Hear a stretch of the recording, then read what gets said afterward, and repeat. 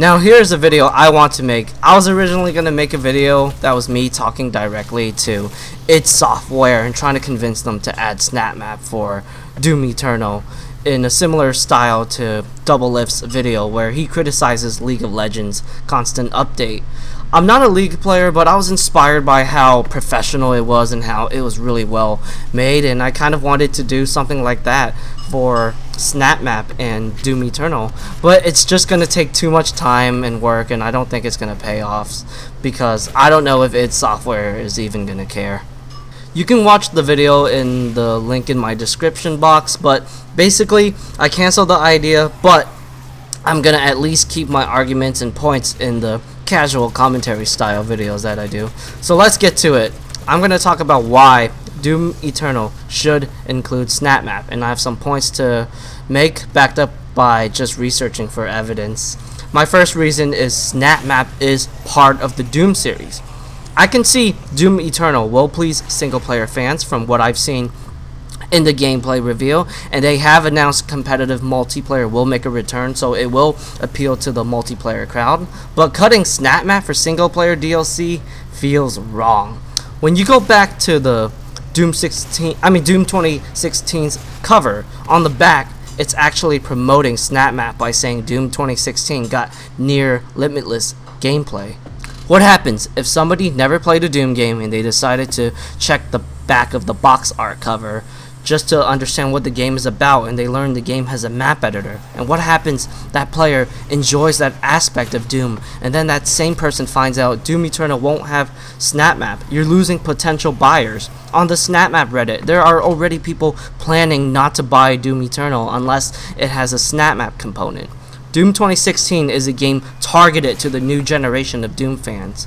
There's a reason why it's called Doom and not Doom 4, because from a marketing standpoint, that's going to shy away new players into becoming fans of the series. What happens if those new fans find SnapMap to be an integral part of Doom, and then you just strip it away?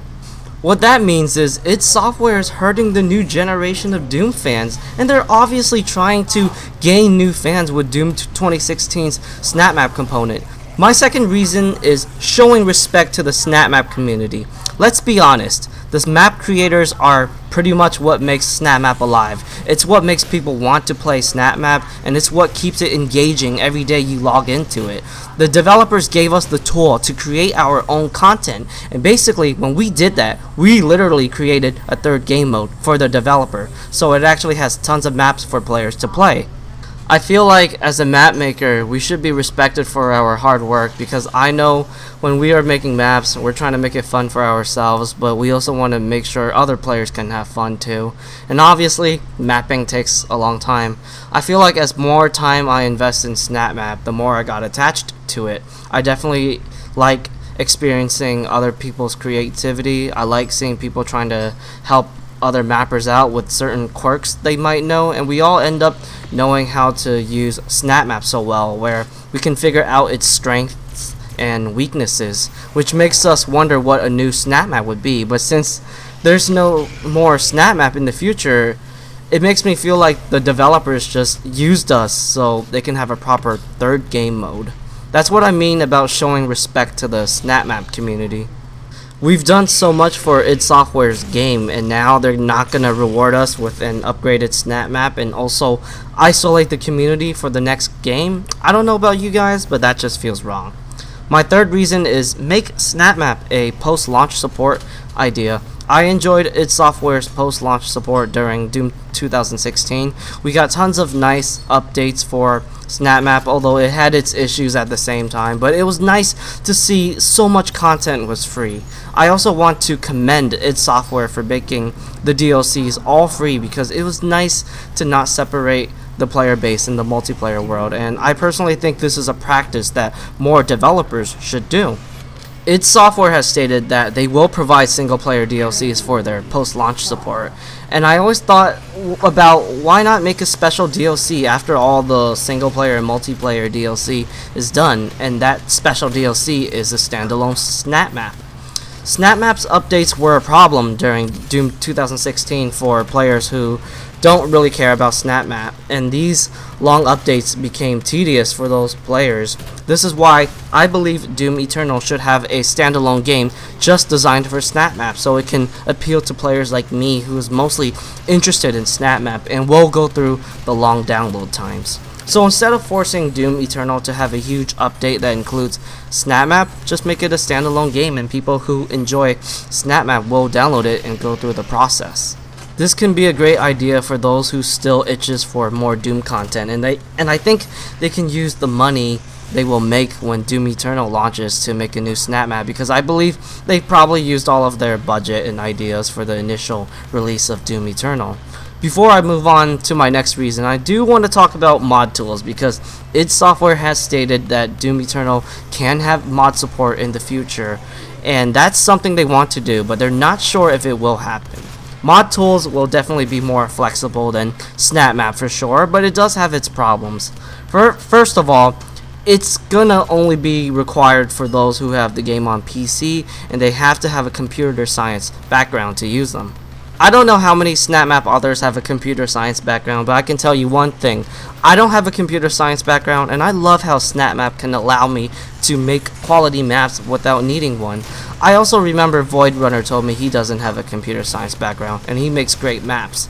So mod tools will definitely allow mappers to be more creative and not deal as much limitations, but I feel like the amount of mappers will be much smaller, because now you have to own the game on PC and have a programming background to make maps. When you make a SnapMap, you don't need any of that. So personally, I would prefer an upgraded SnapMap than having mod support, but that's just me. I think having mod support would still be an interesting idea, and I wouldn't go against it. My fourth reason is having SnapMap in Doom Eternal would separate itself from the crowd. Okay, Doom 2016 is not the first game to include a robust in-game map editor, but there's not a lot of AAA shooters that include one other than Far Cry and Halo that I can think of. Halo's Forge is multiplayer only, and both Halo and Far Cry are more quote-unquote realistic type of shooters compared to Doom. So Doom does separate itself from the crowd by having an in-game map editor, and it's also more arcadey and faster paced than Halo and Far Cry for those who might prefer that style of game. This makes Doom Eternal feels more distinctive in the world of AAA shooters, and Doom has a great sandbox for map making, with its cool looking demons to the satisfying weapons to its art style. My final reason is SnapMap was great. Yes, it still has issues from technical problems, missing content, but you can do so much with it in its current form. People have made maps that rival the official campaign maps, maps that look and feel different from Doom, maps that have special bosses made out of props and blocking boxes. Like, it's crazy what people have done with SnapMap in just 2 years, and I can't imagine what people would have done if we did have a better SnapMap. It just doesn't feel right that all of a sudden they just want to throw it away, when I'm sure the folks at id Software are aware of the content we have made. There are also people who grew attached to this mode, and just throwing it away feels wrong. id Software shouldn't do that, especially how we've done so much for their game, and it's also cool how we were able to create our own experiences in this amazing sandbox that Doom 2016 provided. And yeah, those were like my arguments and points that I wanted to make in the video I tried to do. But yeah, I hope you guys enjoyed it.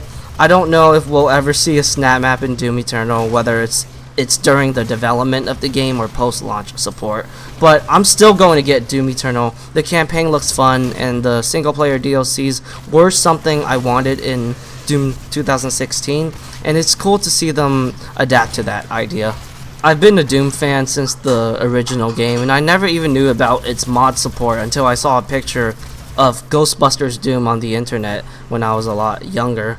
So I was pretty much playing the same maps from both Doom 1 and 2 as far as my replayability goes.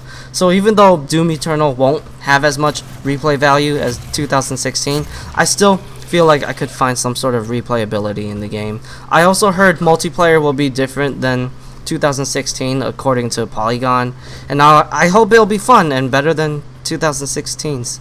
Thank you for watching, everyone.